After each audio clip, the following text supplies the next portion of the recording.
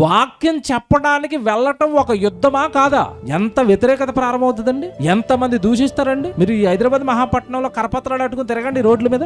ఇక్కడ నువ్వు ప్రకటించుకో యేసుక్రీస్తు ఒక మతం, అది విదేశీ మతం, ఇక మతం మార్చేసావా, అమ్మను మార్చేసావా, ఇక రకరకాల మాటలండి. మరి ఇప్పుడు ప్రభువును ప్రకటించడం అన్నా, సువార్త చేయటం అన్నా యుద్ధం కాదా? సభలు పెట్టే వాళ్ళకి తెలుసండి, సేవ చేస్తున్న వాళ్ళకి తెలుసండి, దేవుడి కొరకు సువార్తలకు వెళుతున్న వాళ్ళకి తెలుసండి, ఈ దేవుడి పని ఎంత భారమో, ఇది ఎంతటి యుద్ధమో చేసే వాళ్ళకి తెలుసండి. చేసే వాళ్ళకి తెలుసు, ఆ శ్రమలు ఓర్చుకుంటున్న వాళ్ళకి తెలుసు, ఆ శ్రమలు భరిస్తున్న వాళ్ళకి తెలుసు, ఆ కష్టాలు ఓర్చుకుంటున్న వాళ్ళకి తెలుసండి దేవుడి గురించి. నిజమేనండి, ఇది యుద్ధమే అని ఈ రోజు నేను చెప్తున్న మాటలండి సువార్త పనిలో నలిగిపోతున్న వారికి బాగా అర్థమవుతాయండి. ఏమిటి యుద్ధంలో ఉన్నామా ఇంతకాలం మనం? అందుకా ఇన్ని శ్రమలు వస్తున్నాయి, అందుకా ఇన్ని కష్టాలు వస్తున్నాయి, అందుకా మనం ఇంత బాధ భరించవలసి వస్తుంది, ఇంత శ్రమ పడవలసి వస్తుంది. సువార్త ప్రకటన అనగానే యుద్ధం, దేవుని సేవ అనగానే యుద్ధం, దేవుడి సువార్త కార్యక్రమాలు అనగానే యుద్ధం, ఎవడి సభలు అనగానే యుద్ధం.